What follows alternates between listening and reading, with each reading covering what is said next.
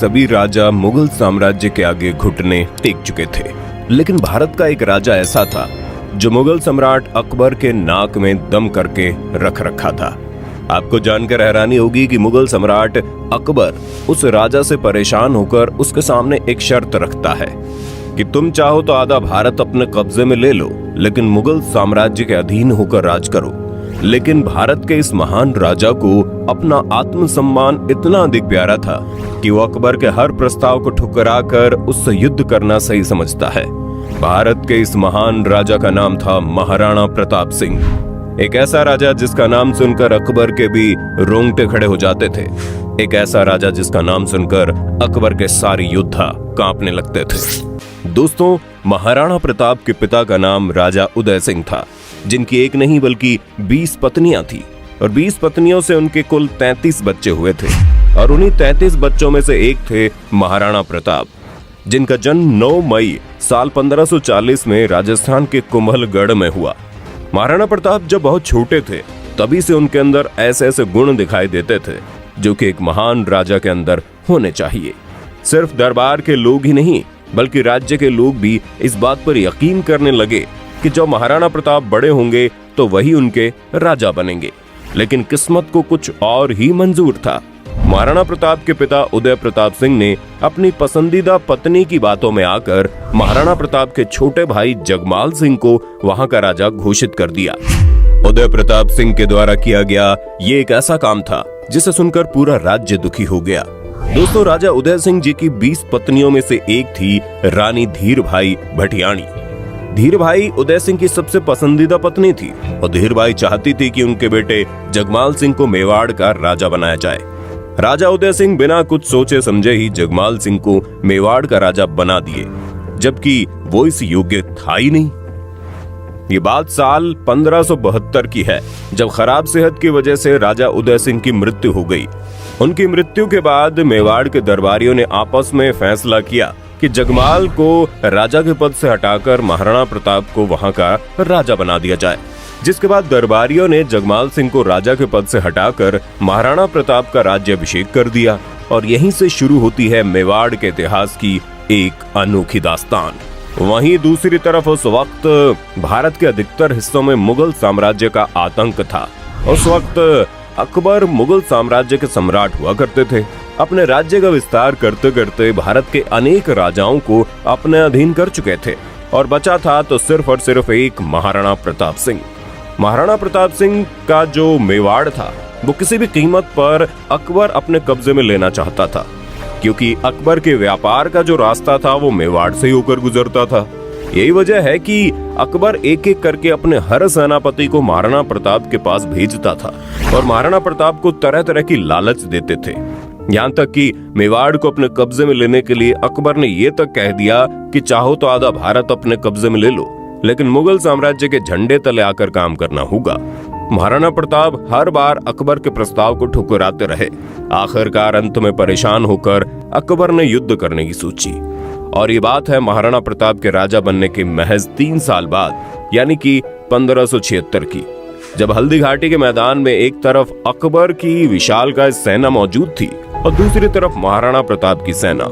आपको जानकर हैरानी होगी कि महाराणा प्रताप के पास अकबर की तुलना में आधे से भी कम सैनिक मौजूद थे। जहां अकबर की टोली में 80,000 से ज्यादा सैनिक मौजूद थे, वहीं दूसरी तरफ महाराणा प्रताप की टोली में महज 16,000 की संख्या में सैनिक थे।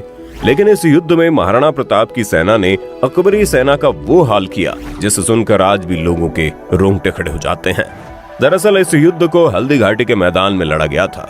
ये एक ऐसा मैदान है जो अरावली की पहाड़ियों के बीच मौजूद थी। अरावली की पहाड़ियों में ऐसी ऐसी जगह मौजूद है जिसके बारे में अकबर की सेना को कुछ भी मालूम नहीं था और महाराणा प्रताप की सेना अरावली के हर छोटे छोटी जगह के बारे में बहुत अच्छे से जानते थे। महाराणा प्रताप बड़ी चालाकी से अपनी सेना के हर छोटे छोटे टुकड़े को अरावली की पहाड़ियों में छुपा कर रखे थे और इसी चाल की वजह से महाराणा प्रताप की छोटी सी सेना अकबर की विशालकाय सेना पर भारी पड़ गई। दोस्तों, महाराणा प्रताप सिंह के बारे में बताया जाता है कि उनके शरीर का आकार आम इंसान के शरीर के आकार से काफी ज्यादा था। उनके शरीर का आकार कितना बड़ा था और उनके अंदर कितनी अधिक ताकत थी, इसका अंदाजा आप इसी से लगा सकते हैं कि युद्ध के दौरान वो 70 किलो का तो कवच ही पहन लेते थे उनके हाथ में 80 किलो के वजन का भाला हुआ करता था और उनकी तलवार का वजन भी 10 किलो से ज्यादा ही होता था। अब आप अंदाजा लगा सकते हैं कि 80 किलो के भाले से अगर किसी के ऊपर हमला करते होंगे तो उसका हाल क्या होता होगा। महाराणा प्रताप सिंह के बारे में एक किस्सा और बताया जाता है। अकबर के सबसे बड़े सेनापतियों में से एक था बहलोल खान। अकबर अपने उस सेनापति को सबसे योग्य सेनापति मानते थे, लेकिन युद्ध के दौरान महाराणा प्रताप ने अपने तलवार के एक वार में ही घोड़े सहित बहलोल खान के शरीर के 2 टुकड़े में बांट दिया।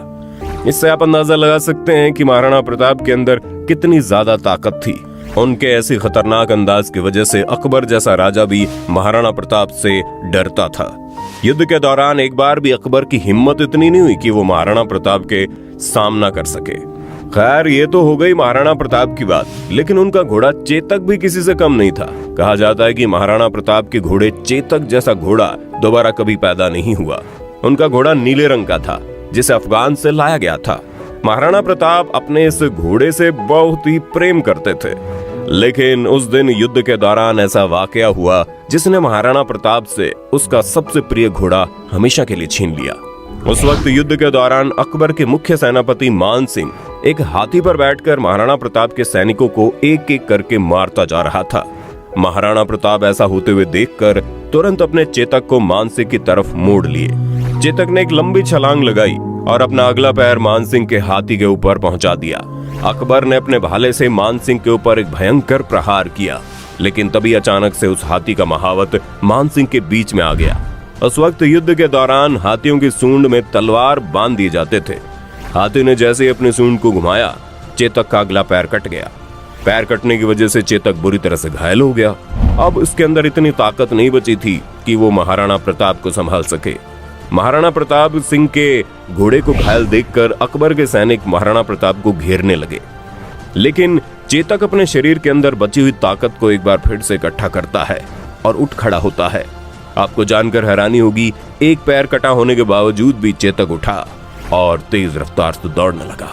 सामने एक 22 फीट चौड़ा नाला मौजूद था और पीछे अकबर की विशाल सेना महाराणा प्रताप को घेर रखी थी। चेतक एक पैर कटा होने के बावजूद भी इतनी तेज रफ्तार से दौड़ता हुआ आया, उछला कि वो 22 फीट चौड़े नाले की छलांग को पार कर गया और मरने से पहले महाराणा प्रताप सिंह को एक सुरक्षित जगह पर पहुंचा गया। इस युद्ध में तो महाराणा प्रताप सिंह की हार हो गई, लेकिन महाराणा प्रताप सिंह की वीर गाथा हमेशा के लिए इतिहास के पन्नों में कैद हो गई। इस युद्ध के बाद महाराणा प्रताप जंगलों में छुपकर रहने लगे।